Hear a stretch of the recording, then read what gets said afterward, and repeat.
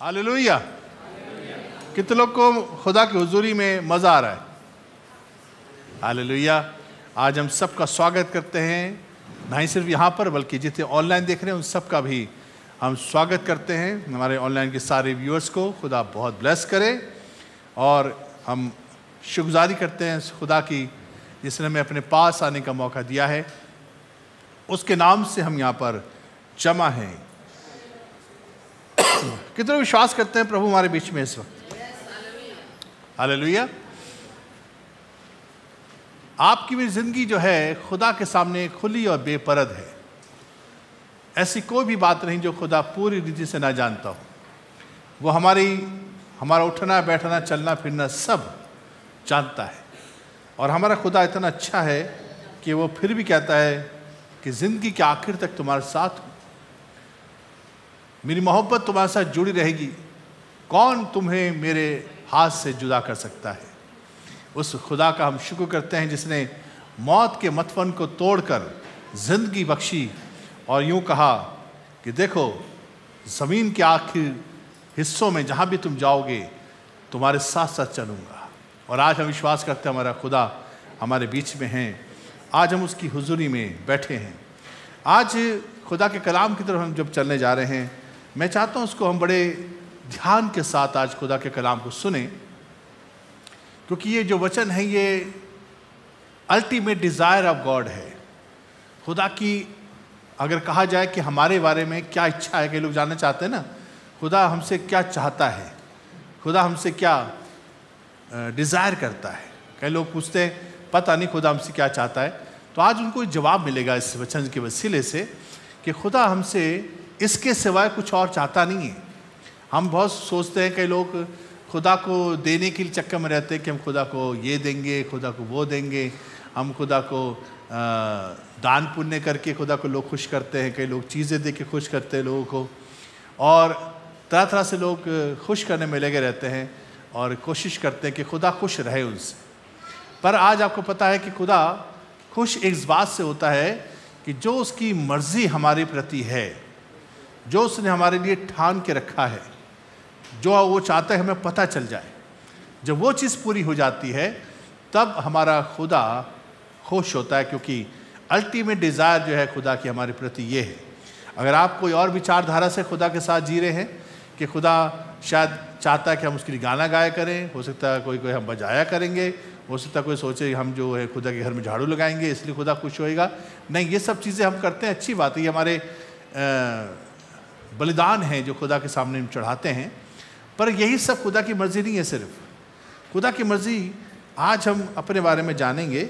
और आज का जो टॉपिक है खुदा के कलाम का, मैं चाहता हूँ उसको लिख लें, समझ लें और दर्ज कर लें। जितने भी हमारे किंगडम इंस्टीट्यूट के बच्चे हैं वो उसको लिखते हैं, जो भी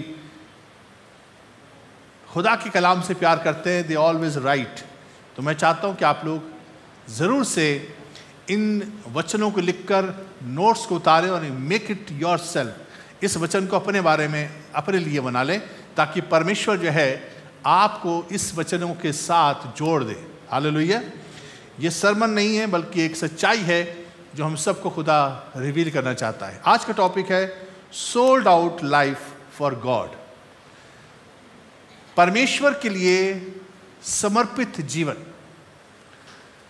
दुनिया में बहुत से लोग जीवन जी रहे हैं। कोई खुदा के टच में रह रहा है, कोई लोग खुदा के थोड़े नज़दीक में रह रहे हैं, कई लोग खुदा के थोड़ी सी दूरी में जीवन जी रहे हैं, कई लोग संडे वाली मोहब्बत है उनकी, कई लोगों की संडे के अलावा फिर त्यौहार वाली है, गुड फ्राइडे वाली, ईस्टर वाली और क्रिसमस वाली रिश्ते हैं उनके, कि वो साल में इसी तरह से 3-4 जगह टाइम पर ही दिखाई देते हैं। और कई लोग की तो ये वाली रिश्ता है ही नहीं, और कई लोग कहते हैं हम तो घर बैठे हमारा खुदा से वैसे डायरेक्ट कनेक्शन है, हमें इबादत में भी आने की ज़रूरत नहीं, हम खुदा के हैं और खुदा से हमारी सेटिंग है। कई लोग इस तरह से भी हैं। कई लोग सेटिंग कर लेते हैं खुदा से अलग किनारे पे और दूसरों को बेवकूफ़ बनाते हैं।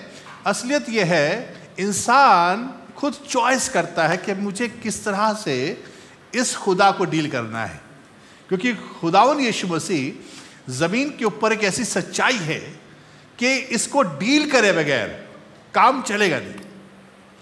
इसलिए लोग क्या करते हैं, इसके साथ अपने तरीके का रिश्ता बना लेते हैं कि हम इतनी दूर रहेंगे, और कोई कहता हम इतनी दूर रहेंगे, कोई कहता हम इतनी दूर रहेंगे। तो हम अपने रिश्ते जो हैं खुदा के साथ कितनी दूरी के हैं वो बना लेते हैं और उसको अपने आप को सेटिस्फाई करते हैं। दुनिया में जो जितने भी धार्मिक स्थल हैं वहाँ पर एक बात कूट कूट के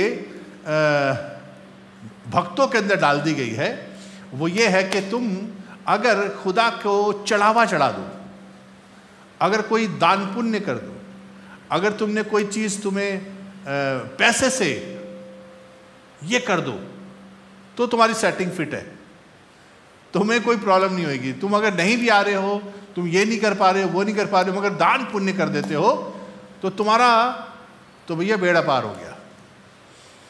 इसलिए कई लोग इस विचारधारा से खुदावन के घर में भी आते हैं,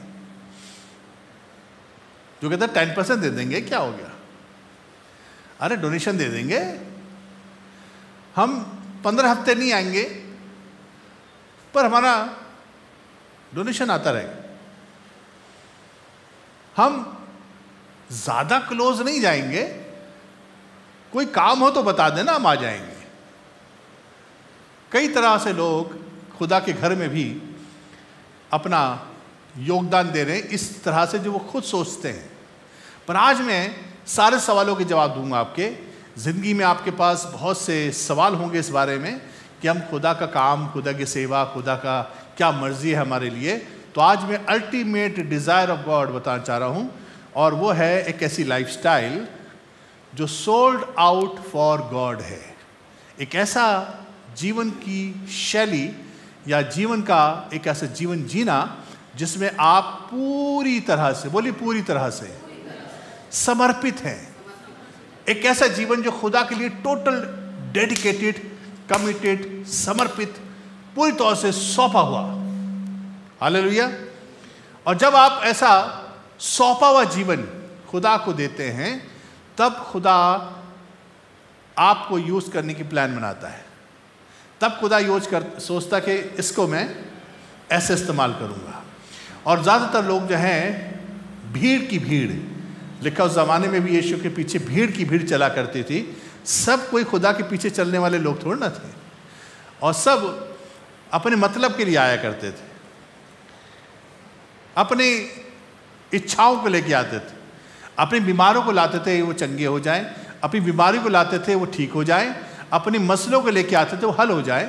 और आज भी इसी तरह के लोग पाए जाते हैं कि खुदा के पास सिर्फ मतलब के लिए आते हैं। उनका घर की प्रॉब्लम सॉल्व हो जाए, उनका पैसा उनको मिलने लग जाए, उनका ये हो जाए, उनका वो हो जाए, उनके सारे मसले ठीक हो जाए, और फिर कहेंगे हमें गॉड आई लव यू। हम बड़े मसीह के गीत गाने लग जाते हैं और महिमा के गीत गाने लग जाते हैं और कहते हैं बहुत अच्छा लग रहा है जी, सब मामला सेट है हमारा। पर ये ज़िंदगी जो है सेल्फिश है, ये जो ज़िंदगी है ये स्वार्थी है। इस ज़िंदगी से भला नहीं होगा, इस ज़िंदगी से आप उदाहरण नहीं बन पाओगे, क्योंकि आप सिर्फ बार बार अपने लिए जी रहे हो, अपनी ख्वाहिशों के लिए जी रहे हो, अपनी मर्जी के लिए जी रहे हो, अपनी चीज़ें ठीक करवा रहे हो खुदा से। और आज खुदा चाहता है मैं और आप इस कदम को जो अभी कर रहे हैं उससे एक कदम आगे जाएं, और वो है अब मेरी ज़िंदगी खुदा के लिए टोटल डेडिकेट होगी, मेरी ज़िंदगी अब से समर्पित होगी, अब से मेरी ज़िंदगी में मेरी मर्जियां नहीं होंगी, अब से खुदा की मर्जियां देखूंगी। हालेलुया। और इस तरह की ज़िंदगी को बोलते हैं सोल्ड आउट लाइफ, टोटल खुदा के लिए एक किनारे, खरीदे हुए लोग। खुदा ने खरीद रखा है जिनको किनारे कर रखा है। हालेलुया। आपने कई दफ़ा ऐसी जगह पे गए होंगे जहाँ पर एग्जीबिशंस होती हैं, जहाँ पर पेंटिंग्स लगी होती हैं, जहाँ पर बहुत कुछ ऐसे चीज़ें बिकती हैं जो बड़े पुरानी चीज़ें बिकती हैं जहाँ पर। और वहाँ पर जब आते जाते तो वहाँ पर मैंने कई दफ़ा जाके देखा है, तो वहाँ पर एक टैग लगा होता है किसी पेंटिंग के नीचे, वहाँ लिखा होता है सोल्ड आउट।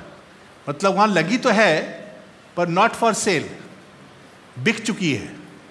तो आप उसको देख तो सकते हो पर खरीद नहीं सकते। अब उसकी कीमत किसी ने पे कर दी है। इसी तरह से खुदा आज ये चाह रहा है कि हम भी अपनी ज़िंदगी को ऐसे हो कि जब शैतान हमारे पास आए हमें इस्तेमाल करने के लिए, तो हमारे पास एक टैग लगा हुआ मिले उसको कि ये बंदा तो बिका हुआ है, इसको तो खुदा ने खरीदा हुआ है, इसको मैं खरीद नहीं सकता। Hallelujah, praise the Lord. जब तक मेरे आपकी लाइफ में टैग लगा नहीं होगा सोल्ड आउट, तब तक शैतान हमें परेशान करता रहेगा, क्योंकि अभी हमारी कीमत लगी हुई है, अभी हम बिक सकते हैं, अभी हमें खरीदा जा सकता है। कई लोगों का संडे शैतान खरीदने के लिए आता है। संडे 3 संडे नहीं जाना तुमने, मैं तुम्हें बिजी कर रहा हूं 3 संडे। हम कहते हैं हाँ हम तो फ्री बैठे हुए हैं, खरीद लो। इसलिए शैतान कईयों को नौकरी के बहाने, छोकरी के बहाने, पैसे के बहाने, किसी लालच के बहाने दुनिया में ले जाता है और खुदा से दूर दूर रखने की प्लान बनाता है, क्योंकि they are not sold out for God. वो खुदा के खरीदे हुए नहीं हैं, वो अभी भी कोई खरीद सकता है उनको। इसलिए आज मेरा जो मैसेज है उन लोगों के लिए है जो खुदा के लिए बिकने को तैयार हो, खुदा के लिए।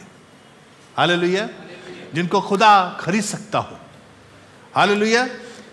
बाइबल के अंदर बहुत से ऐसे लोग हैं जिनको खुदा ने पैदा होते ही समर्पित कर लिया था। कितने लोग सैमसन के बारे में जानते हैं? सैमसन के बारे में लिखा है वो पैदा होते नाजरीन था। नाजरीन का मतलब होता है जो अलहदा किया हुआ, sold out for God's purpose. Hallelujah. और हम सब जानते हैं शैतान ने सैमसन को खरीदने के लिए कितना प्लान बनाया, किसी तरीके से खरीद लो उसको, क्योंकि ये सोल्ड आउट है। हालेलुया। और दलीला के वसीले से शैतान ने उसको खरीद ही लिया। जितने भी सोल्ड आउट लोग हैं उनको मत सोचिए शैतान छोड़ देता है, मत सोचिए उनके पास टेम्पटेशन नहीं आएगी, मत सोचिए वो ऐसी छोड़ दिए जाएंगे। दूसरा व्यक्ति है सैमुएल, जो पैदा होते ही खुदा के घर में रख दिया गया था। उसकी माँ ने खुदा के लिए डेडिकेट कर दिया था उसको, you are sold out for God. Hallelujah. ऐसे लोग खुदा के काम कर पाते जो total sold out for God है। जॉन द बैप्टिस्ट, कितने लोग जानते हैं? यूहन्ना बपतिस्मा देने वाला, पैदा होते ही मैं जंगल में पुकारने वाले का एक शब्द हूं, मैं जंगल में रहूंगा, डेडिकेटेड फॉर गॉड वर्क। लोग आएंगे उनको मैं संदेश दूंगा। पर कहीं नहीं लिखा यूहन्ना बपतिस्मा देने वाला घूम रहा था, फिर रहा था घर घर जाकर, लोग उसके पास आते थे। Hallelujah. He was totally dedicated for God's work. ऐसे बहुत से लोग की जिंदगियां आज हम देखेंगे, क्योंकि ज़्यादातर लोग जो है प्रभु के पास अपनी इच्छाओं को पूरा करवाने के लिए आते हैं, और जब उनकी इच्छा पूरी हो जाती है तो वो वापस दुनिया में चले जाते हैं, है ना? देखे आप लोगों ने ऐसे? मेरा 35 साल का एक्सपीरियंस है, ऐसे लोगों ने मेरा बहुत टाइम खराब किया है। जिनको मैंने बैप्टिज्म लिया, जिनको मैंने खुदा के पास लाया, प्रभु की नज़दीकी में लाया, बाइबल पढ़ने लगे, चर्च आने लगे, इबादत करने लगे और सोचने लगे अब सब बढ़िया हो जाएगा। पर कई दफ़ा ध्यान रखिएगा, सुनिए ध्यान से, कई दफ़ा खुदा आपके लिए बरकतें रोक के रखता है, क्योंकि वो चेक करना चाहता है कि आप टिकने वाले हो कि सिर्फ निकलने वाले हो। कई लोग टिकने वाले नहीं होते, वो निकल जाते, कहते कुछ नहीं हुआ, नहीं गए थे भैया, घर में गए, चर्च में खुदा 13 हफ्ते गए भैया, 13 हफ्ते गए, कुछ नहीं हुआ। खुदा ठहरा हुआ है, देख रहा है। खुदा के लिए डेडिकेटेड हो रहे हो कि नहीं हो रहे हो? क्योंकि कई लोग अपने मतलब के लिए आते हैं। मैंने ऐसे बहुत से लोगों को देखा जो फिर दोबारा बैक स्लाइड हो गए। बैक स्लाइड का होता है आगे नहीं जा रहे, पीछे चल रहे और स्लाइड कर रहे हैं दुनिया की तरफ। शैतान स्लाइड कर देता है वापस। मैंने ऐसे लोगों को सिगरेट पीते देखा, जिनको मैंने बैप्टिज्म दिया, अपनी आंखों से खुदा ने दिखाया जिस सिगरेट पी रहे, देख ये आए थे निकल कर, ये निकल कर आ गए थे खुदा में, अन्य भाषा बोलते थे। What they are doing now? They are slipping back. ये बैक स्लाइड हो रहे हैं, वापस दुनिया में जा रहे हैं। क्यों? क्योंकि कई लोग सिर्फ इसलिए आए कि हमें बरकत मिल जाए, आशीष मिल जाए, चंगाई मिल जाए, और नहीं मिलेगी तो वापस चले जाएंगे। ऐसे लोगों के लिए ना खुदा प्लान बनाता है, ना खुदा की कोई योजना, और ना खुदा उनको इस्तेमाल कर पाता, क्योंकि ये दे आर नॉट एस्टैब्लिश्ड, स्थिर नहीं है, कायम नहीं है।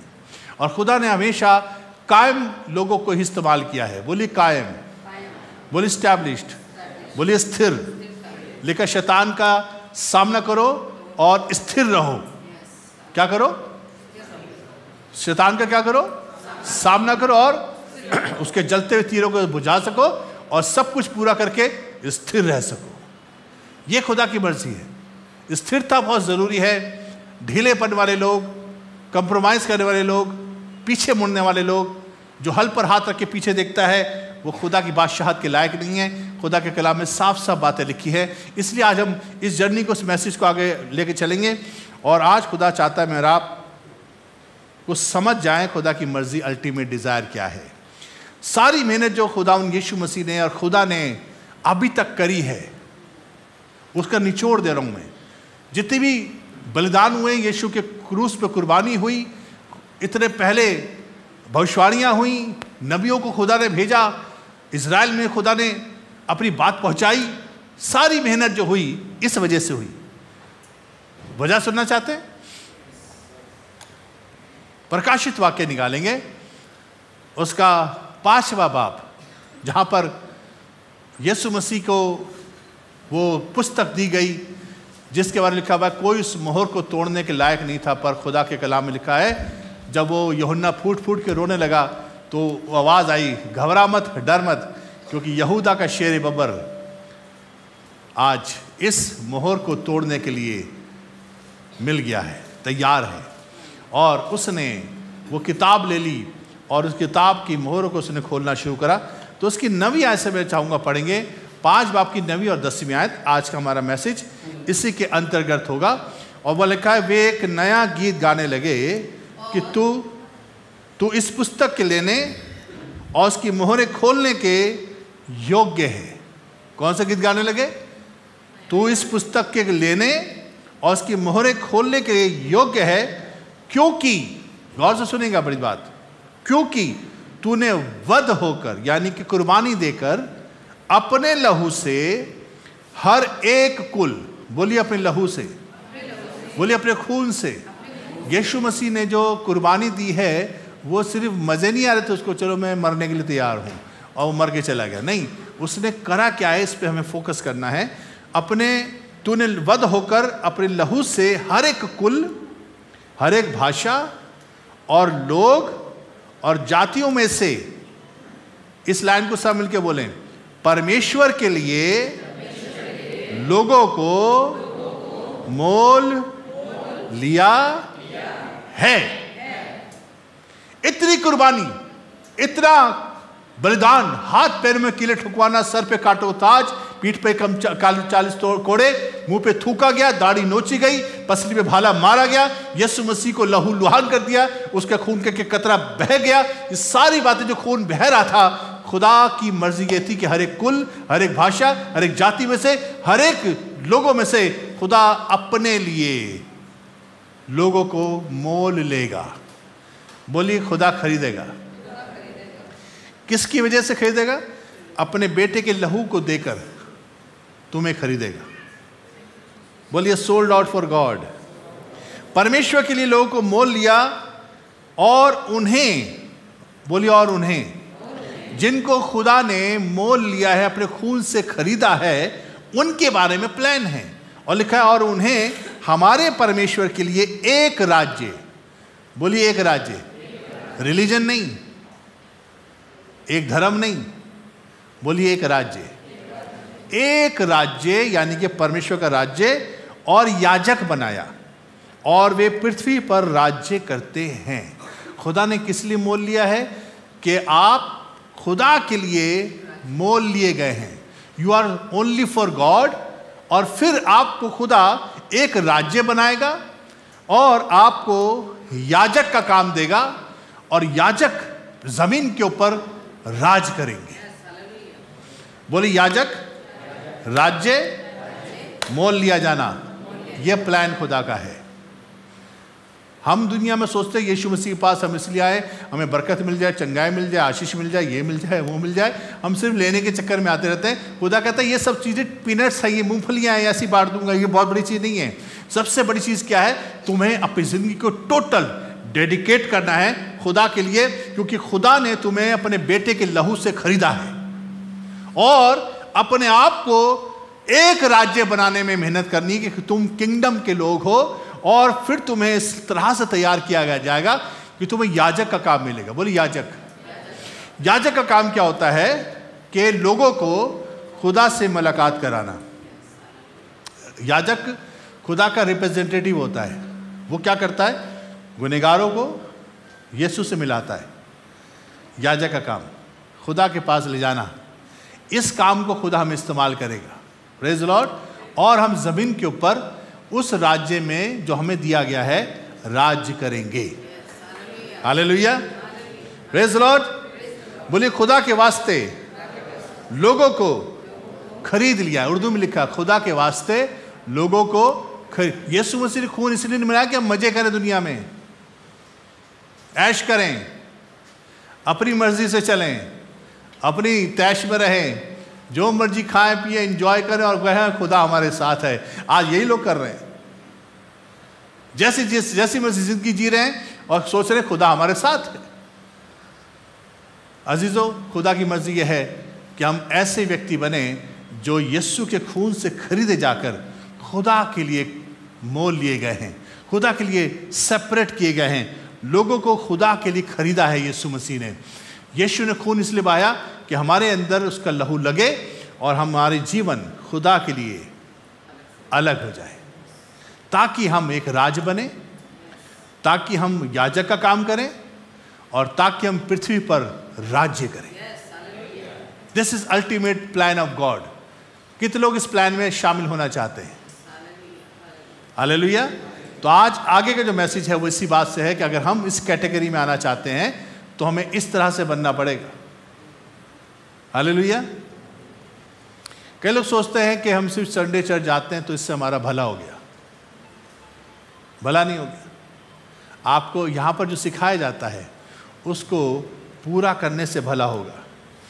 ईश्वर लिखा, you have purchase people for God from every tribe and language and people and nation.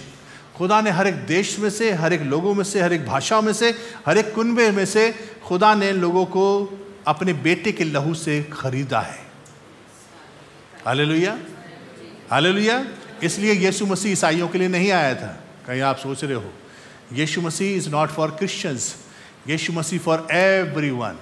दुनिया ने लोगों को बांट रखा है धर्मों में, मगर हमारे खुदा ने किसी को धर्म में नहीं बांटा। ना वो धर्म लेकर आया, वो एक राज्य लेकर आया। मन फिराओ क्योंकि स्वर्ग का राज्य निकट है। इस बादशाहत में जो लोग शामिल होंगे उनको खुदा अपने लिए अलहदा करेगा। हालेलुया। इसलिए जब तक हम केवल परमेश्वर के लिए डेडिकेटेड, कमिटेड और समर्पित नहीं होंगे, we are good for nothing. हम किसी काम के नहीं हैं। आज दुनिया भर में मसीह के पीछे चलने वाले भतेरे लोग हैं, पर आज खुदा उन लोगों को ढूंढ रहा है जो खुदा के लिए अलहदा है। आज उनको खुदा ढूंढ रहा है जो खुदा के लिए कहते हैं my life is for God, my life is for his work. मेरी जिंदगी खुदा के लिए समर्पित है। मैं दुनिया के लिए नहीं, दुनिया की चीज़ों के लिए नहीं, दुनिया के पीछे पैसे भागने के लिए नहीं, मैं दुनिया की लालच में नहीं, मैं दुनिया के पीछे ये चाहिए वो चाहिए इसके नहीं भागूंगा। मैं अपने खुदा के पीछे भागूंगा जो मेरे लिए सब कुछ करेगा। हालेलुया। ऐसे लोग खुदा ढूंढ रहा है और आज खुदा चाहता है मेरा आप ऐसे लोग बन जाए। बोलिए खुदा ढूंढता है। दूसरा इतिहास 16 बाब उसकी 9वीं आयत में अगर आप पढ़ें, सेकंड क्रॉनिकल्स 16:9 में ऐसे लिखा हुआ है, यानी कि दूसरा इतिहास उसका 16 उसकी 9वीं आयत में लिखा हुआ है, देख यहोवा की दृष्टि सारी पृथ्वी पर इसलिए फिरती रहती है। आपको मालूम है खुदा की निगाह सारी जमीन पर इसलिए फिरती रहती है। किस लिए? और लिखा हुआ है जिनका मन उसकी ओर निष्कपट रहता है उनकी सहायता में वो अपनी सामर्थ्य दिखाए। खुदा अपने आप को सामर्थ्य पेश करना चाहता है उन लोगों के लिए जिनका दिल खुदा के तरफ पाक है, जो खुदा के लिए शुद्ध हैं, जिनके अंदर अपने खुदा के बीच में कोई एरर नहीं है, जो खुदा के लिए डेडिकेटेड हैं। ऐसे लोगों की मदद करने के लिए उसकी निगाह ढूंढती है। जब खुदा की निगाह ढूंढती है तो कई दफ़ा हमारे अंदर दिखाई देता है हमारी इच्छाएं, हमारी मर्जियां, हमारी डिज़ायर, हमारे plan A, plan B, plan C और ऐसे ढेर सारे प्लान बना रखे हैं। हमारे पास खुदा के लिए सिर्फ उसी वक्त टाइम होता है जब हमारे जीवन में कोई मुसीबत होती है, कोई प्रॉब्लम आती है, कोई बीमारी आती है, कोई घर में तंगहाली आती है, कोई नौकरी नहीं मिल रही होती, तो हम कहते हैं खुदा वह हमें दिला दे, और हमारी सब प्रॉब्लम सॉल्व हो जाती है। फिर हम कहते हैं खुदा आएंगे, हम जैसे टाइम मिलेगा आएंगे। अब तो बिजी बहुत हो गए हैं, संडे छुट्टी नहीं मिल रही। We are not dedicated for God. ऐसे लोगों को खुदा ढूंढ रहा है जिनका दिल खुदा के सामने साफ है। दिल साफ होने से हमें खुदा की सामर्थ मिलती है, उसका काम हमारे अंदर होता है। यहोशूएल उसकी 22 उसकी 30 आयत में लिखा हुआ है, एजेकियल 22 चैप्टर 30 वर्ष में लिखा, मैंने उनमें एक ऐसा मनुष्य ढूंढना चाहा जो बाड़े को सुधारे और देश के निमित्त नाके में मेरे सामने ऐसा खड़ा हो कि मुझे उसका नाश ना करना पड़े, परंतु ऐसा कोई नहीं मिला। मुझे एक ऐसा इंसान ढूंढ रहा था कि जो बाड़े को सुधारने वाला हो। बोली बाड़े को, बोली बाड़े को सुधारने वाला। बाड़े होता है जो खुदा ने हेज बनाई है, जो खुदा ने बाउंडेशन बनाई है, जो खुदा ने ऐसी चीज़ बनाई जो आपको चारों तरफ से घेर के रखती है, यानी कि आपकी सरहद, आपकी हदें। खुदा ने बहुतों के लिए हदें बनाई है, इसको पार मत करना, क्योंकि जो बाड़ा तोड़ता है सांप उसे डसता है, इसलिए खुदा ने बाड़े बनाई हैं। बच्चों को माँ बाप के बाड़े में रखा है, माँ बाप को अपने बाड़े में रखा है, हालेलुया, ताकि कोई इससे बाहर ना जाए। और खुदा चाहता है एक ऐसा इंसान, बाड़ा किसी ने तोड़ा हुआ है, बाड़े को तोड़कर बाहर निकले हुए लोग हैं, ताकि वहाँ से शैतान की एक्सेस होता चला जाए।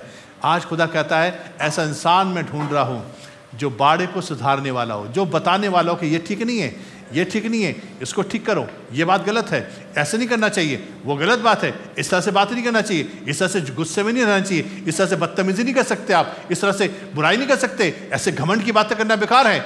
खुदा चाहता है बाड़े को सुधारने वाला इंसान खुदा को मिल जाए, और खुदा कहता है मैं ढूंढ रहा था और एक भी नहीं मिला।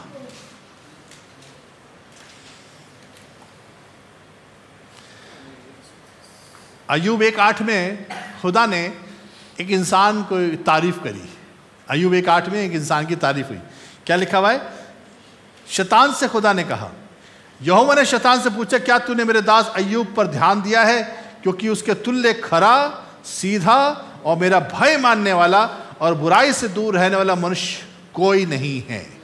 पूरी पृथ्वी पर एक इंसान के लिए खुदा ने तारीफ करी। अय्यूब की मुसीबतें, तकलीफें को बारे में तो हम बहुत कुछ जानते हैं, पर आपको मालूम है अय्यूब एक खरा इंसान था, सीधा इंसान था, खुदा से डरने वाला था, और खुदा ने उसकी तारीफ करी थी कि इतना बढ़िया बंदा है मेरे पास।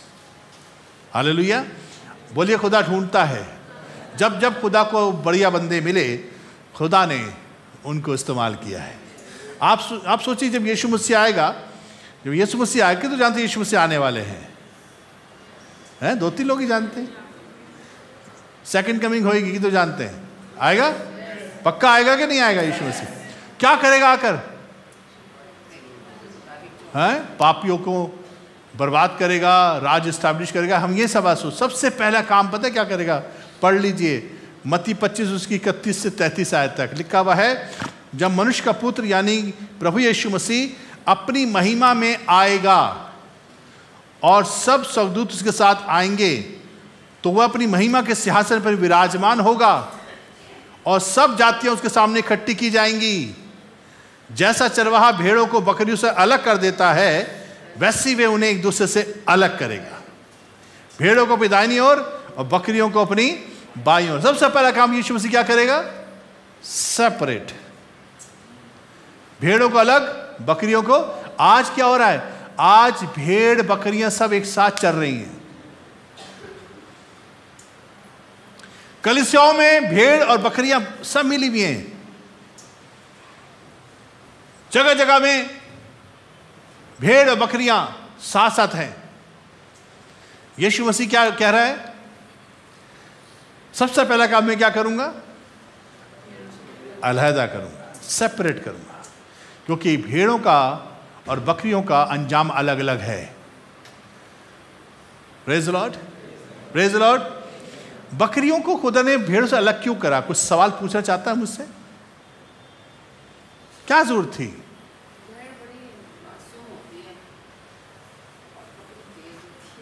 कभी नहीं लिखा, यीशु मसीह कभी नहीं कहा मेरी बकरियां मेरी आवाज सुनती है। बकरी कभी आवाज, बकरी कभी पीछे पीछे, समझ में आ गया? इसलिए अलग करेगा, ना कभी खुदा की सुनी और ना कभी खुदा के पीछे चली। कई दफा मुझे लगता है बनी यार इनका क्या है यार, ये कभी खुदा के पीछे चलती नहीं, फिर भी मजे करें। खुदा कहता है ये भेड़ों का खाना खा रहे हैं, भेड़ों का जो हिस्सा है ये खा रहे हैं, बकरियां क्योंकि साथ हैं। चरवाहा जब खाना खिला रहा है तो बकरियां भी खा रही हैं, सर्वाइवल तो है उनका। पर एंड बड़ा बुरा है, वो भेड़ों को बकरियों से अलहदा करेगा। जो मेरी भेड़ें हैं मेरा शब्द सुनती हैं और मैं उन्हें जानता भी हूं और वो मेरे पीछे पीछे, और वो परायों के पीछे dedicated, committed for one shepherd.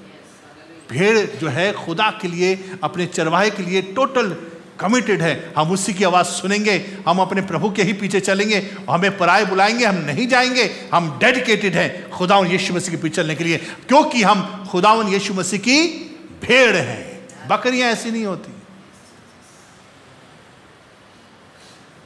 भेड़ों को चलते हुए आप देखिए, एक झुंड में भेड़ अपने सर नहीं उठाती। कभी देखा उन्हें? भेड़ मुंह करके देख देख के चल रही है। बकरियां करती हैं वाला काम।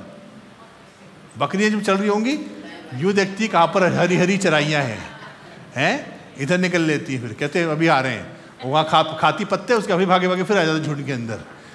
ये है वो बकरियां जो इस झुंड की नहीं है। पर भेड़ क्या करती है? वो अपने आगे वाली भेड़ को देखकर उसके पांव को देखती रहती है, वो चलती रहती है। Praise the Lord, praise the Lord, praise the Lord. इसलिए इसको कहते हैं भेड़ चाल। कई लोग उसको पसंद नहीं करते भेड़ चाल, मगर खुदा पसंद करता है कि यीशु के पीछे ऐसे चलते रहो, जहां चरवाहा जा रहा है बस चलते चले जाओ। इसको कहते हैं डेडिकेटेड लाइफ। सबसे पहले काम क्या करेगा यीशु मसीह? बकरियों को भेड़ों से अलग करेगा। और फिर पता क्या बोलेगा? कहेगा हे मेरे पिता के धन्य लोगों, उस बादशाहत के अधिकारी हो जाओ जो तुम्हारे लिए जगत उत्पत्ति से पहले तैयार की। किससे बोलेगा पता है वाला स्टेटमेंट? किससे कहेगा? भेड़ों से, बकरियों से नहीं कहेगा। बकरियों को बोलेगा तुम, जब मैं भूखा था तो मुझे खाना नहीं खिलाया, मैं प्यासा था मुझे पानी नहीं पिलाया, मैं जब बंदी गिरा मुझसे मिलने नहीं आए, जब मैं नंगा था मुझे कपड़े नहीं पहनाए, बीमार था मेरी सुधि नहीं ली। तब वो कहेंगे हमने तुझे कब भूखा प्यासा नंगा बंदी गिरा में देखा, कब तेरी हमने सुधि नहीं ली? तब यीशु ने कहा जो तुमने छोटों के साथ नहीं किया वो मेरे साथ नहीं किया। यीशु मसीह के लोग जो हैं, भेड़ जो है वो भूखों को खाना खिलाती है, प्यासों को पानी पिलाती है, नंगों को कपड़े पहनाती है। वो भेड़ जो है वो खुदा के पीछे चलने वाली है, वो देख रेख करती है, दूसरों की सुधि रखती है। भेड़ें फर्क होती हैं, डेडिकेटेड होती हैं, अपने चरवाहे के पीछे चलने वाली होती हैं। और बकरियां सिर्फ मौका परस्त होती हैं।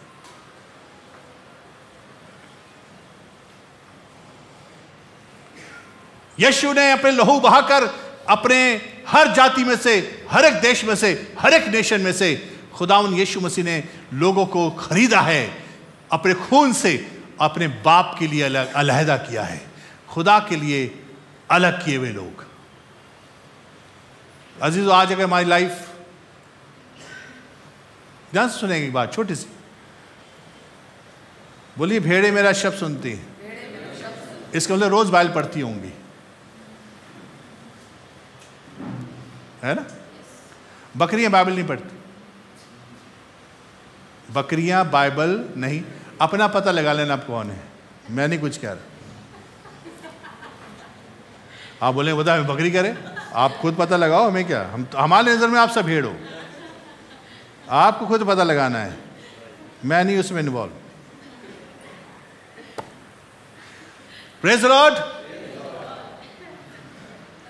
भेड़ो और डेडिकेटेड हो जाओ और अपने चरवाहे के पीछे चलने लग जाओ और खुदा उनकी आवाज सुना करो और प्रभु के पीछे पीछे चलो और ज्यादा उसकी सेवा में लग जाओ।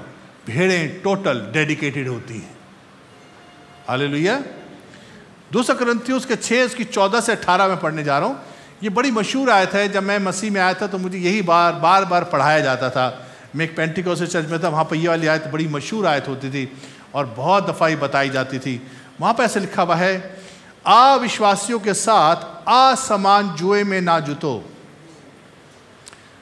अविश्वासी यानी कि जो विश्वास नहीं करते हैं, बकरी किस्म के लोग हैं, उनके साथ एक जुए में ना जुतो। यानी कि ऐसी संगति में मत बैठो जो आपको अविश्वासी बना दे। अरे क्या होता है बाइबल पढ़ने से, अरे सब पादी लोग ड्रामा करते हैं यार, तुम लोग कहाँ किसी चक्कर में। अरे खुदा हमारे साथ है, हम घर बैठे रहते हैं, ड्राइंग रूम में खुदा हमारे साथ बैठ जाता है। हम 2 गाने गाते हैं, एक कलाम पढ़ते हैं, दुआ करते हैं, बस हो गया। क्या करना चर्च में जाके यार। ये वो अविश्वासी लोग हैं जिनकी संगति बैठकर आप खुद भी अविश्वासी होते चले जाओगे। बुरी संगति अच्छे चरित्र को बिगाड़ देती है। अविश्वासियों के साथ असमान का होता है समांतर नहीं है, जो ऊंचा नीचा है। एक ऐसा है, एक ऐसा है। आपका स्टैंडर्ड ये है, उनका स्टैंडर्ड ये है। आप इस तरह से विश्वास करते हो, वो अविश्वास करते हैं। उनकी सोच आपकी सोच से फर्क है। आप पॉजिटिव सोचते हो, नेगेटिव सोचते हैं। उनके दोस्त गंदे किस्म के हैं, आप अच्छे किस्म के हो। You have to check. अविश्वासियों के साथ, चाहे वो आपका भाई बहन माँ बाप भतीजा चाचा ताऊ कोई भी हो सकता है। मत सोचो वो तुम्हारे चाचा का भतीजे का पोते का लड़का है, इसलिए नहीं है। चेक करो कौन किसकी संगति में बैठते हो। क्योंकि धार्मिकता का और अधर्म का क्या मेल जोल। बोली धार्मिकता होता था राइट रिलेशनशिप विद गॉड। जो ऐसे लोग जिनका खुदा से रिश्ता सही है, अधर्मियों के साथ जो पापी किस्म के लोग हैं, जो लालची किस्म के लोग हैं, जो पैसे के पीछे भगाना चाहते हैं, जो आपको लालची बना रहे हैं, जो कह रहे खुदा के पीछे ले कुछ नहीं होगा, पैसा पैसा पैसा पैसा पैसा जरूरी है, ऐसे के साथ मेल जोल भी नहीं करना चाहिए। Praise the Lord. बड़ी खामोशी हो गई ना, क्योंकि मैंने आपका पैसा वैसा थोड़ा सा टच कर लिया थोड़ा। भैया मुझे नहीं चाहिए आपका पैसा, मगर खुदा के सामने अगर पैसे की इज्जत करोगे तो पैसा ऐसी स्पीड में भागेगा। सही बता रहा हूं। पैसा आपके आगे आगे ऐसे दौड़ेगा कि आप पकड़ भी नहीं पाओगे उसको। उसके पीछे रीजन पता क्या है? उसकी स्पीड ज्यादा है, क्योंकि आपने खुदा को छोड़कर पैसे के पीछे मन लगाया है। दुनिया में 2 स्वामी हैं। बोले 2 स्वामी। यीशु मसीह ने कभी नहीं कहा मैं हूं और परमेश्वर है और एक शैतान है। शैतान की तो औकात ही नहीं है।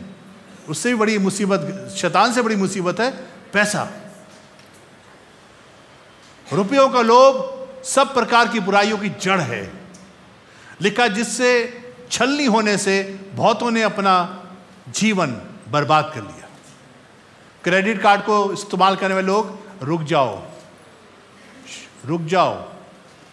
क्रेडिट कार्ड की वजह से लोगों ने आत्महत्याएं करी, आपको पता है? क्रेडिट कार्ड की वजह से लोगों के घर बर्बाद हुए हैं।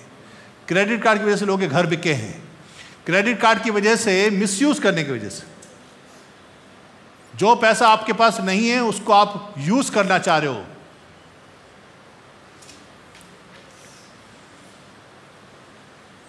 जितना खुदा दे उतने में संतोष करना चाहिए। बात आती है, अगर तुम्हारे पास खाने को, पीने को, पहनने को है तो इसी में संतोष करो, खुश रहो। पर जो इससे ज़्यादा लालची हो जाते हैं, जो कहते हैं हमारा स्टैंडर्ड ये है, इससे हम नीचे नहीं उतरेंगे, हम तो यहाँ पर रहेंगे, तो फिर हम क्या करेंगे? कर्जदारी करेंगे। आज बहुत से लोग कर्जदार हो गए हैं, शैतान ने उनका बेवकूफ़ बनाया, क्योंकि शैतान से बड़ी मुसीबत ज़मीन के ऊपर है पैसा। रुपयों का लोभ हर बुराई की जड़ है। इसलिए मैंने खुदा को चूज़ किया है, क्योंकि दूसरा स्वामी कौन है? परमेश्वर। Dedicated for God. वो जो खिलाएगा तो खा लेंगे, पिलाएगा तो पहन लेंगे, जहाँ रखेगा वहीं रह लेंगे, जैसे हाल में रखेगा हम खुश हैं। हमारा बाप हमारा परमेश्वर, और हम उसी के लिए डेडिकेटेड। हम दुनिया के पीछे, पैसे के पीछे लालची नहीं बनेंगे। Hallelujah, praise the Lord. आज से बहुत साल पहले एक पादरी मेरे घर में आया था, जब हम मॉडल टाउन में रहते थे। तो हमारे घर में कोई ज़्यादा ऐसी चीज़ें नहीं थी, बड़ी अट्रैक्टिव चीज़ें। तो छोटा सा एक टीवी था, वो जो सैमसंग का आता था ना, छोटा वाला, और एक बिस्तर लगा हुआ है, एक सोफ़ा लगा हुआ है। हम लोग ऐसे बच्चे पाल रहे थे अपने, छोटे छोटे थे, गैरिसनी। एक पादरी आया, जब तक मैं अमेरिका 8 दफ़ा जा चुका था, 8-9 दफ़ा मैं अमेरिका तब जा चुका था। तो एक पास्टर बड़ी मुझसे मिलने के लिए आया, आपसे मिलना चाहता हूँ। बैतूल से आया था, बहुत दूर से, और आकर कहने लगा, उसने पूरा मुआयना करा, मेरा बाथरूम देखा, घर देखा, और बैठा, सोफ़ा वोफ़ा देखा। उससे रहा नहीं गया। पता उससे क्या बोला? कहने लगा आप कब से अमेरिका जा रहे हैं? मैंने कहा करीब करीब 8-9 दफ़ा हो गया। कह रहा भैया अगर मैं आपकी जगह होता ना, अभी तक अपने घर को मैंने अमेरिका बना दिया होता। क्योंकि हमारा सोफे में एक पाया टूटा और हमने उसमें ईंट लगा रखी थी। Praise the Lord. एक छोटी सी टेबल थी, उसमें बैठ के वो, उसका भी सरमाया का थोड़ा उखड़ा हुआ था। जो था उसी में खुश थे। खुदा की रोज इबादत करते थे, खुदा के काम में लगे हुए थे। हम इन चीज़ों के पीछे नहीं भाग रहे थे। उस शख्स ने मुझे बोला अगर मैं आपकी जगह होता, मैंने कहा हम झूठ नहीं बोलते, हम खराब नहीं करते, हम खुदा पे भरोसा करते हैं। जो हमें खिलाएगा हम खाएंगे, जो पहनाएगा पहनाएंगे, और जैसा खुदा रखेगा उसके हम बच्चे हैं, वो हमारा राजा है, जैसा रखेगा हम रहेंगे। हालेलुया। दुनिया के सामने ड्रामा नहीं करेंगे, आज भी वैसे ही रहते हैं। हालेलुया।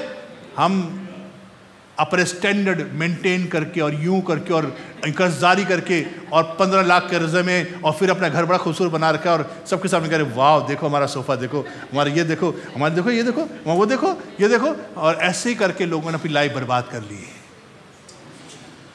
बोले जब खुदा पहनाएगा तो पहन लेंगे, खिलाएगा तो खा लेंगे, जिस हाल में खुदा रखेगा उसमें हम रह लेंगे, मगर लेंगे खुदा के ही हाथ से।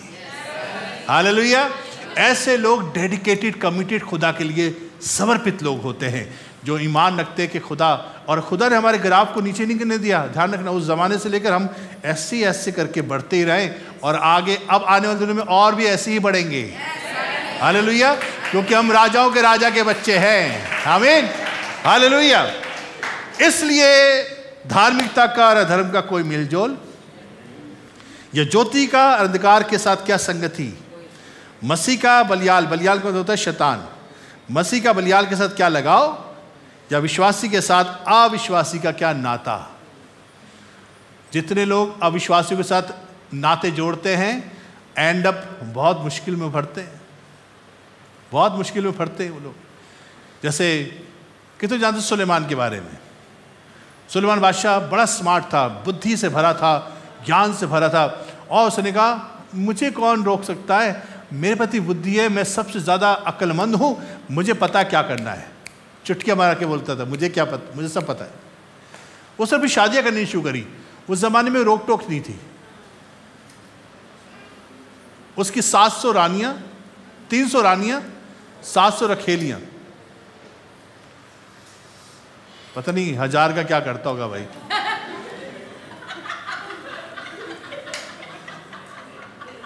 पता नहीं किस तरह का इंसान था। पर लिखा जो उसकी रानियां थी वो सब अन्य जातियों की थी। वो खुदा पे ईमान रखने वाले नहीं थी। मोआबी और ये और वो कनानियाँ फनानियाँ सारी इस तरह की। लिखा जब सुलेमान बुजुर्ग हुआ तो उसकी रानियों ने उसका दिल अपनी देवी देवताओं की तरफ लगा दिया और एंड उसका मूर्ति पूजक बनकर हुआ। खुदा का बंदा जिसने खुदा की आवाज़ सुनी थी। सुलेमान बादशाह बुद्धि से भरा हुआ। आज बहुत से बुद्धिमान लोग आज मुंह के बल गिरे पड़े हैं क्योंकि उन्होंने अपनी अकल का सहारा लिया है।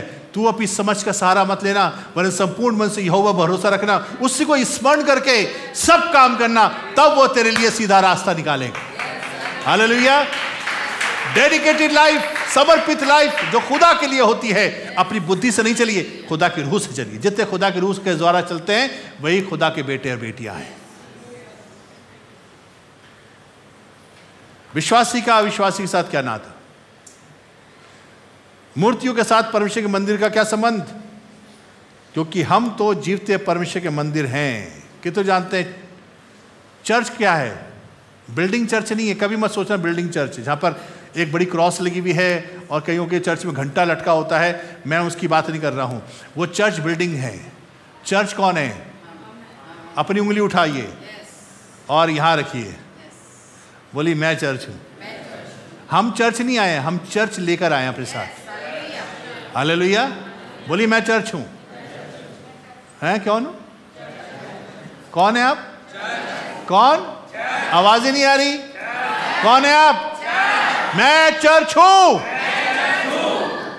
मसीह के मंदिर हैं हम मसीह के मंदिर हैं। जैसा परमेश्वर ने कहा, मैं उनमें बसूंगा, मैं उनमें चला फिरा करूंगा, मैं उनका परमेश्वर होऊंगा, वो मेरे लोग होंगे। इसलिए प्रभु क्या कहता है? प्रभु क्या कहता है? प्रभु क्या कहता है? इसलिए उनके बीच में से निकलो। कहां पर रहते हैं आप? ऐसे लोगों के बीच में? अविश्वासियों के साथ? ऐसा तो नहीं है आप अंधकार के भरे हुए लोगों के साथ रहते हैं जो नेगेटिव बातें करते रहते हैं, जिनके पास ज्ञान ही नहीं है, बेवकूफ़ी की बातें करते हैं? ऐसा तो नहीं है हम अविश्वासियों से जिंदगी बिता रहे हैं। खुदा यीशु मसीह क्या कह रहा है? You are the church. तुम मंदिर हो खुदा की, जिसमें खुदा बसेगा, चलता है, फिरता है, वास करता है। और खुदा क्या कहता है? इसलिए वो कहता है उनके बीच में से निकलो और अलग रहो। बोलिए अलग रहो। निकलो और अलग रहो। इसको कहते हैं sold out life for God. खुदा के लिए टोटल समर्पित जीवन। हालेलुया। तो क्या कहता है प्रभु? इसलिए उनके बीच में निकलो और अलग रहो और शुद्ध वस्तु को मत छुओ, तो मैं तुम्हें ग्रहण करूंगा और मैं तुम्हारा पिता होऊंगा, तो मेरे बेटे और बेटियां होंगे। यह सर्वशक्तिमान प्रभु परमेश्वर का वचन है। खुदा क्या कह रहा है? Don't mingle with the wrong people. बकरियों के साथ समय बर्बाद मत करो। भेड़ो अक्लमंद बनो। भेड़ो विश्वासी के साथ रहो। भेड़ो अंधकार से बाहर निकलो। भेड़ो एक काम करो, अपने आप को ऐसे लोगों के साथ मिलजुल करो जिनकी लाइफ में धार्मिकता है। बकरियों के साथ एक दिन तो अलहदा होना ही पड़ेगा। पता क्या लिखा हुआ? आपको अपने मजे की कहानी बताता हूं। Excuse me. जब यीशु मसीह आएगा तो लिखा 2 औरतें चक्की पीस रही होंगी, एक ले ली जाएगी, एक जो छोड़ दी गई बकरी और जो ले ली गई भेड़। 2 जन एक बिस्तर में सो रहे होंगे, हस्बैंड वाइफ। या तो हस्बैंड बकरी या वाइफ बकरी, एक ले ली जाए। बिस्तर में तो एक ही हस्बैंड वाइफ भी सोते हैं ना। 2 लोग सो रहे होंगे, एक ले लिया जाएगा, एक 2 लोग खेत में काम कर रहे होंगे,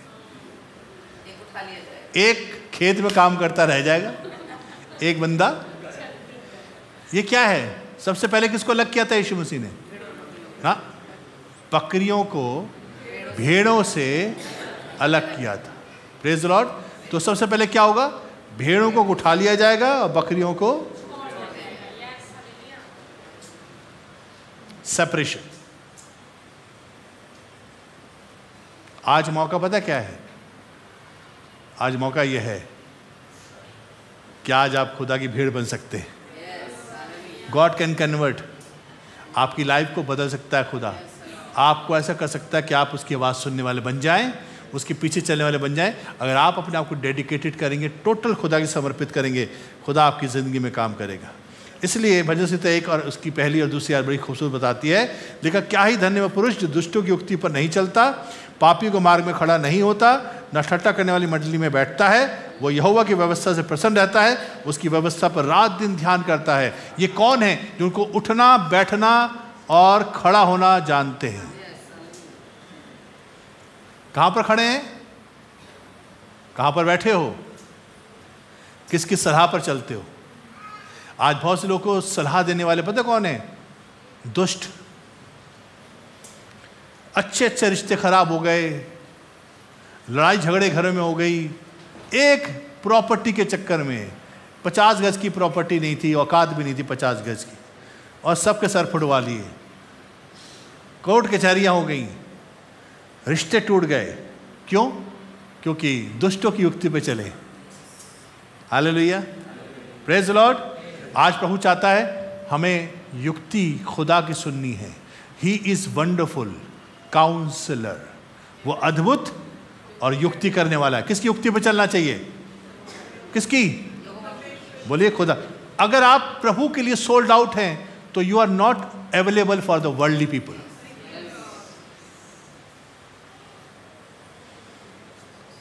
आपके पास टैग लगाना चाहिए, सोल्ड आउट फॉर गॉड। जब शैतान ढूंढने आए आपको, कहना यार टच नहीं कर सकते, it's totally sold out, I can not by him. जब लालच सामने आए, जब घमंड सामने आए, जब नफरत सामने आए, जब बुराई सामने आए, जब गंदगी सामने आए, तो आपके सामने एक टैग लगा हुआ दिखना चाहिए कि ये बंदा खरीदा नहीं जा सकता, इट्स टोटली सोल्ड आउट। हम इतने अवेलेबल होते हैं कि कोई भी हमें खरीद लेता है।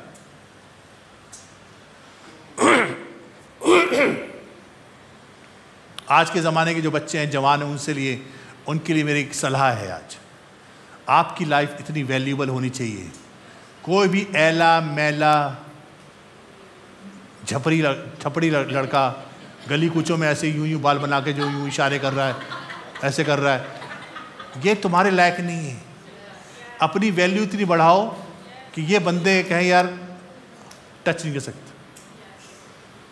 कई दफ़ा लड़कियाँ इतनी फड़फड़ा जाती है लड़कों को देखकर और यूं आगे पीछे घूम रही है। ऐसे लड़कियों को लड़के पसंद नहीं करते, ध्यान रखना, अच्छे वाले। आपको एक तरीका बताऊं, मैं बॉय हूं उसे बता रहा हूं। जो चीज लड़के को इजी मिल जाती है वो कभी उससे शादी नहीं करता, और आदमी की हमेशा डिजायर होती है हासिल करने की, अचीव करने की। और जब तक उसके लिए वो कोशिश करके उसको पटाक कर उसकी पूरी 3-4 साल जब तक नहीं लग जाते, तब तक कहता है मैंने बंदा नहीं पकड़ा अभी तक। तब वो कहता है मैंने I have won my race, मैंने हासिल किया है। और जो ऐसी फिर मिल जाती है इजीली, उनको लोग पसंद नहीं करते। Make your self valuable.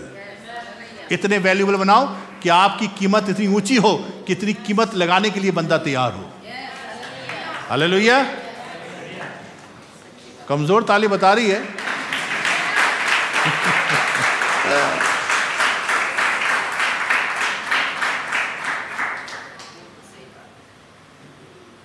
मुझे लड़कियों पे बड़ा तरस आता है आज के ज़माने की, बहुत तरस आता, क्योंकि वो जानती नहीं वो है कौन।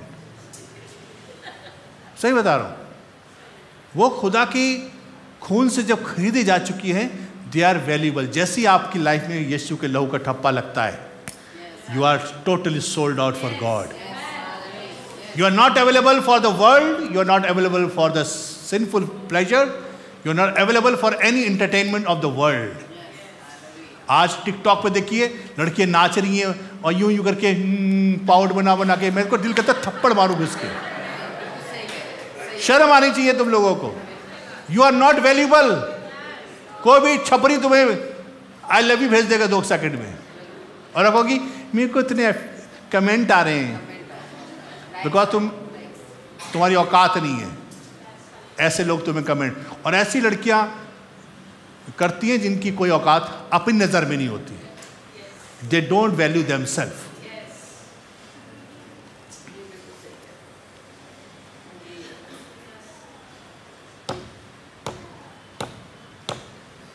कितने लोगों को टीवी पर पेट्रोल पंप का ऐड आता हुआ दिखता है?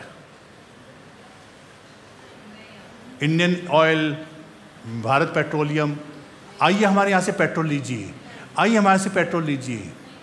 आता कोई ऐड? लाइन लगी रहती फिर भी पेट्रोल पंपों में। क्यों? क्यों? 25 लाख की गाड़ी खरीदी आपने, फॉर्च्यूनर, और आपने इनोवा, और आपने जाके गाड़ी ब्रेक लगाई पेट्रोल पंप पे और आपने पेट्रोल डलवाया। एक सड़ा सा पेट्रोल डालने वाला है जो बेचारा 10-12 हज़ार रुपये की सैलरी कर रहा है, वो तुम्हारी हाँ भाई कितना ये ऐसे करके बात करता है और यूँ डालता है करके, अबे वैल्यू लेके घूम रहा हूँ। तुम्हारी औकात क्या है? 25 लाख की गाड़ी, ये देखो तो मैं पेट्रोल ना दूँ तो मैं गाड़ी ऐसी खड़ी रह जाए घर के अंदर। I have a value. Praise the Lord. इसलिए उनका ऐड नहीं मिलेगा आपको, क्योंकि उनको पता है आएंगे अपने आप। क्यों पैसा खर्चा करें पेट्रोल उसके ऐड के ऊपर, क्यों पैसा खर्चा करें? अपने आप को इतना वैल्यूबल बनाओ कि लोग अर्जियां डालें आपके लिए। सविनय निवेदन ये है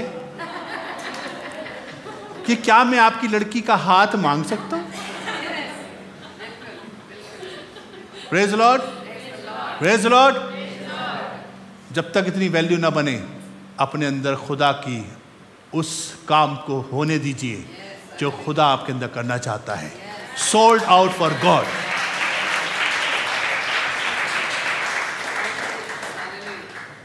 हे परमेश्वर, तेरे तम्बू में कौन रहेगा?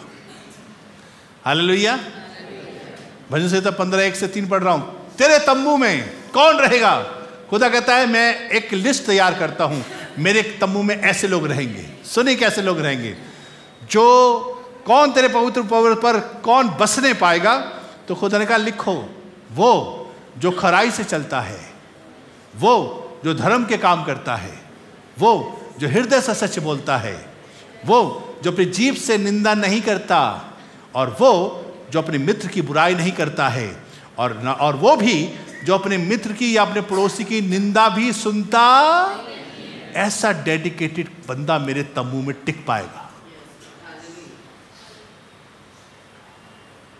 क्या समझ रखा आपने खुदा को? चने मुरमुरा? क्या समझा हुआ आपने खुदा को? वो प्यार करता है, जान दे दी, अपनी कुर्बानी दे दी, उसकी वैल्यू घट नहीं गई है। आपको उसको एडमायर करना चाहिए एवरी डे कि खुदावंद तेरा शुक्र है कि तूने मुझ नाचीज पर अनुग्रह किया, मुझे दुनिया में से चुना है, मुझे अपने लहू से खरीदा है, और मैं तेरे लिए टोटली डेडिकेटेड रहूँगा। Hallelujah. Sold out life for God. जल्दी से मैं मैसेज को कंप्लीट करूँगा और कुछ एग्जाम्पल दूंगा बाइबल में। कितने लोग मूसा के बारे में जानते हैं? लिखा मूसा ने सियाना होकर फिरौन की बेटी का पुत्र कहलाने से इनकार कर दिया, इसलिए उसके पाप में थोड़े दिन के सुख भोगने से परमेश्वर लोगों के साथ दुख भोगना अधिक उत्तम लगा। उसने मसीह के कारण निंदित होने को मिस्र के भंडार से बड़ा धन समझा कि उसकी आंखें फल पाने की ओर लगी थीं। मूसा ने सयाना होकर फिरौन की बेटी का बेटा कहलाने से इनकार कर दिया। और पता आपको क्यों इनकार कर दिया? क्योंकि उसको मालूम था मैं अपने लोगों के लिए लाइफ बिताऊंगा, मैं फिरौन की बेटे का बनने को तैयार नहीं हूँ। चाहे मुझे यहाँ पर राजा बना दिया जाएगा, फिरौन का बेटा बना दिया जाएगा, फिर भी नहीं बनूंगा। क्यों? क्योंकि मैं खुदा के लिए डेडिकेटेड हूँ। हालेलुया। क्या इनकार करना आसान होगा? आज बहुत से लोग, सुनिए बड़ी गौर से, थोड़ी सी सैलरी एक्स्ट्रा मिल जाए तो खुदा के घर को 3 हफ्ते के लिए छोड़ देते। इनकार नहीं करते वो लोग। मैं जब खुदा के पास आता, मैं जॉब करता था उस वक्त, और मेरा बॉस जानबूझ के मुझे सैटरडे बहुत इन्वॉल्व करता था। सैटरडे शाम को मुझे YMCA में होना पड़ता था, क्योंकि मेरा काम था वहाँ पर कुर्सियाँ लगाना, साउंड सिस्टम सही करना। मैं वहाँ का पादरी नहीं था, मैं वहाँ पर सेवक था। इसके मुझे कोई पैसा नहीं देता था, पर मैं पता क्या करता था, मैं सैटरडे छुट्टी कर लिया करता था, क्योंकि मुझे मालूम था मेरे पैसे कटेंगे, मगर मुझे मालूम था कि मैं खुदा के घर में काम कर पाऊँगा। हालेलुया। खुदा को क्या पता था, मुझे क्या पता खुदा ने क्या सोचा, उसी कलीसिया का पादरी बना दिया खुदा ने मुझे बाद में। Hallelujah, praise the Lord. Point कहने का यह है कि जब आप खुदा के लिए अपने आप को किसी चीज़ का इनकार करते हो तो खुदा वॉच करता है कि ये बंदा बिकने वाला नहीं है। हालेलुया। मूसा को भी खुदा ने इसलिए इस्तेमाल किया क्योंकि उसने इनकार किया उस राजमहल का जहाँ वो रह सकता था। कि तो यहोशू को आप जानते हैं, लिखा है मूसा जब खुदा से बातें करता था आप मिलाप के तंबू में, तो लिखा मूसा तो छावनी में चला जाता था, पर यहोशू जवान, बोली यहोशू जवान, यहोशू जवान। कौन जवान? जवानों सुन लो ध्यान से, यहोशू की बात हो रही है, जाशुआ की। लिखा पर वो तंबू नहीं छोड़ता था, वो तंबू में बैठा रहता था। मूसा चला जाता था, पर खुदा की प्रेजेंस वहां पर इतनी ज्यादा हुआ करती थी कि जोशुआ कहता था I will not leave this place. और इसी वजह से खुदा ने उसको सेकंड मैन ऑफ कमांड बनाया, क्योंकि मूसा के बाद यहोशू को ही खुदा ने लीडर बनाया। क्यों? He loved the presence of God. Daniel के बारे में तो जानते हैं, डैनियल लिखा हुआ है जब उसको पता चला, राजा ने उस पत्र पर हस्ताक्षर कर दिया है कि 30 दिन तक कोई राजा के अलावा किसी से दुआ नहीं करेगा। लिखा वो दौड़ कर गया अपने घर में और अपनी उपरोटी कोठरी में गया, उसने वो खिड़की खोली जो यरूशलेम तक खुलती थी, और जैसे ही उसका दस्तूर था वो दिन में 3 दफा घुटने टिका कर खुदा के सामने दुआ करा करता था, वैसी दुआ करता रहा, और इसी वजह से उसको शेरों की मान में डाला गया। मरने को तैयार हूं, पर मैं राजा से दुआ नहीं करूंगा, दुआ तो अपने खुदा से करूंगा। डेडिकेटेड जवानों की बता रहा हूं मैं आपको। आज इन लोगों से सीखने की जरूरत है कि जो लोग डेडिकेटेड थे खुदा के लिए, उन्होंने हिस्ट्री रची है। बाइबल में उन लोगों के नाम क्यों लिखे हुए हैं? क्योंकि उन्होंने डेडिकेशन के साथ खुदा के साथ खिदमत की। ऐसे बहुत से लोग लिखा हुआ है, वो उसका बेटा वो पैदा हुआ, उसके 6 बेटे और पैदा हुए, पर याबेश एक ऐसा लड़का पैदा हुआ कि इसके बाद लिखा है याबेश बड़ा दुखी इंसान था, पर उसने एक दुआ करी। दुआ पता क्या करी? ऐ खुदा तू मुझे बरकत दे और मुझे और मेरे देश को इतना बढ़ा कि मुझे इस देश में तरक्की मिले, मुझे तरक्की दे। याबेश की दुआ खुदा ने सुन ली। बाकी और भी उसके भाई लगते हैं, वो लोग डेडिकेटेड नहीं थे। याबेश डेडिकेटेड था, मूसा डेडिकेटेड था, यहोशू डेडिकेटेड था, डैनियल डेडिकेटेड था खुदा के लिए, इसलिए उनके नाम दर्ज हैं, इसलिए उनकी कहानियां लिखी हैं। कि तो शद्रक मेशक अबेदनगो जानते, 3 जवान लोग। राजा ने बोला कि तुम्हें दंडवत करना है उस मूर्ति के सामने जो मैंने तैयार करी, और जो नहीं करेगा उसको आग के भट्टे में डाल देंगे। सबने दंडवत करा, ये 3 जवान यूं ही खड़े रहे। राजा ने कहा क्या मतलब है, क्या तुमने आवाज नहीं सुनी? मैं दोबारा बैंड बजवाऊंगा तब तुम दंडवत करना। उसने जवाब दिया राजा को, हे नबूकदनेस्सर बादशाह, इस विषय में हमें तुझे उत्तर देने की कोई प्रयोजन नहीं। हमारा परमेश्वर जिसकी हम उपासना करते हैं वो हमको उस धधकते हुए भट्टे की आग से बचाने की शक्ति रखता है। अगर ना भी बचाए, और वो तेरे हाथ से बचा सकता है, और ना भी बचाए, बोलिए अगर ना भी बचाए, बोले अगर ना भी बचाए। इतने डेडिकेटेड थे कि मर जाएंगे पर खुदा के अलावा किसी के सामने झुकेंगे नहीं।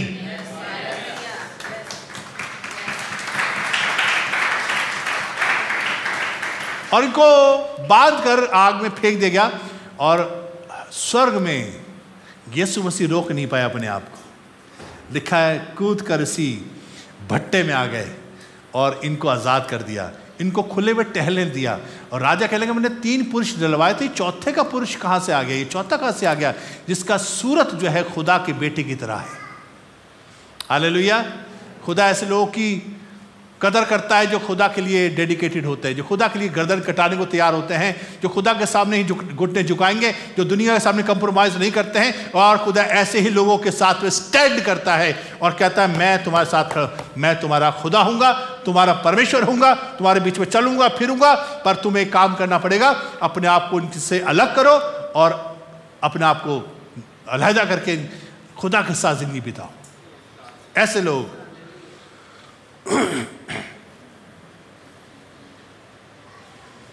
आखिर में कैद पढ़वाऊंगा चेलों के बारे में। पतरस ने एक बात कही, मरकुस 10 बाब उसके 28 और 30 में आए थे। मरकुस 10 28 और 30 में लिखा हुआ है, पतरस और चेलों ने यीशु से कहा, उसने उनसे कहा, देख हम तो सब कुछ छोड़कर तेरे पीछे हो लिए हैं। क्या बोला? बोले सब कुछ छोड़कर। बोले सब कुछ छोड़कर। अभी सब कुछ छोड़ दीजिए इस वक्त में, ये वाली बात बोलिए, सब कुछ छोड़कर तेरे पीछे हो लिए। इतना डेडिकेशन है चेलों में। तब यीशु मसीह ने कहा, अच्छा सब कुछ छोड़ दिया, अब सुनो मेरी कहानी। तब यीशु ने कहा, मैं तुमसे सच सच कहता हूं कि ऐसा कोई नहीं जिसने मेरे और सुसमाचार के लिए घर या भाइयों बहनों माता पिता या बाल बच्चों या खेतों को छोड़ दिया हो और अब इस समय 100 गुना ना पाए, घरों और भाइयों और बहनों माता बाल बच्चों खेतों को, पर सताओं के साथ आने वाली जिंदगी में परलोक में अनंत जीवन भी पाओगे।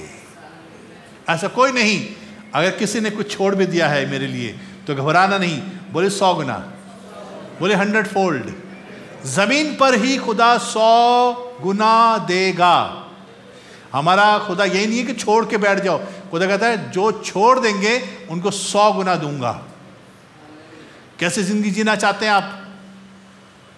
दुनिया के साथ कंप्रोमाइज करके, दुनिया के साथ झुककर, या खुदा के लिए खड़े होकर और उसके लिए डेडिकेट होकर? खुदा वादा करता है जो मेरे लिए सब कुछ छोड़ के पीछे हो लेते हैं उनको जमीन पर मैं 100 गुना देता हूं। चाहे कुछ भी छोड़ा हो, जो भी छोड़ा होगा 100 गुना मिलेगा तुम्हें, और आने वाली जिंदगी में हमेशा की जिंदगी।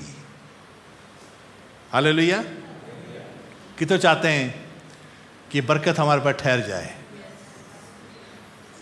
पर इसके लिए कुछ छोड़ना पड़ेगा पहले। I ready to leave your sinful behaviour, worldly behaviour, worldly atmosphere, worldly environment, दुनिया के लोग, दुनिया के दोस्त छोड़ने को तैयार हो? अगर आप खुदा के लिए डेडिकेट करोगे अपने आप को तो देखना खुदा इस ज़माने में 100 गुना देगा। Hallelujah, hallelujah. बोलिए 100 गुना। अभी जब तक जिंदाओं में जिंदा होने की बात कर रहा हूँ, जिंदा लोगों की, खुदा के लिए जो छोड़ोगे 100 गुना खुदा यहीं पे देगा। और एक और वादा करता है कि मैं तुम्हें हमेशा की ज़िंदगी भी राज्य में दूंगा। इसलिए बात बताती है कि खुदावन यीशु मसीह ने जितनी भी मेहनत करी है, खून बहाया है, और ये सब इसलिए है कि वो एक नया गीत गाने लगे कि तू उस पुस्तक लेने और उसकी मोहरें खोलने के लायक है। तूने वध होकर अपने लहू से हर एक कुल, भाषा और लोगों को, जातियों में से परमेश्वर के लिए लोगों को मोल लिया है। खुदा ने मुझे और आपको खुदा के लिए मोल लिया है। We are sold out for God. और इसलिए खुदा चाहता है हम आज एक ऐसा राज्य बने जो डेडिकेटेड, कमिटेड खुदा के लिए हो, और हम मिलकर खुदा की याजक का काम करें, जो ज़मीन पर लोगों को मसीह से मुलाकात कराने का काम होता है, और हम सब मिलकर ज़मीन के ऊपर खुदा की बादशाहत में राज्य करें। तो कितने लोग आज तैयार हैं? अरे मेरे खुदावन, मैं आज वो ज़िंदगी बनना चाहता हूँ जो totally dedicated, committed for God. 2024 में मैं खुदा के लिए ज़िंदगी बिताऊँगा। वो लोग अपने स्थान पे खड़े हो जाएं, मैं आपके लिए दुआ करूँगा। मैं जितने ऑनलाइन देख रहे हैं, मैं आपको भी चैलेंज करता हूँ, इस कलाम को सुनने के बाद आप भी अपनी ज़िंदगी को खुदा के लिए डेडिकेट करिए। इस ज़माने में 100 गुना खुदा देगा। कोई भी ऐसी चीज़ है जो आपने खो दी और छोड़ दी खुदा के लिए, तो खुदा इस ज़मीन पर आपको वापस ना करे, 100 गुना देगा। 100 गुना। पर डेडिकेटेड, अपने आप को अलग करिए, समर्पित करिए, totally sold out for God, खुदा के लिए समर्पित। मैं खुदा के लिए जीऊंगा। रही मेरे घराने के बाद, हम तो खुदा की इबादत करेंगे। ऐसे लोगों की जरूरत है खुदा को। खुदा ढूंढ रहा है ऐसे लोगों को जो बाड़े को सुधारे, ना कि मेरे साथ में खड़ा हो खुदा ढूंढ रहा है ऐसे लोगों को जो दुष्टों की युक्तियों पर ना चलें, ठट्टा करने वाली मंडलियों में ना बैठे, पापियों के मार्ग में खड़े ना हो। खुदा ढूंढ रहा है ऐसे लोगों को जो परमेश्वर के लिए सोल्ड आउट हो, सारे लोग खुदा के लिए कमिटेड हो। इसलिए खून नहीं बनाया आपके लिए क्या मजे करो दुनिया में और संडे संडे मुंह दिखाकर खुदा से कहे हमने खुदा तेरी इबादत कर ली, पर मंडे टू सैटरडे हम अपनी मर्जी से चलेंगे। ऐसे लोग नहीं चाहिए खुदा को। खुदा के लिए अलग अलहदा लोग जो खुदा के लिए कमिटेड हैं, समर्पित हैं।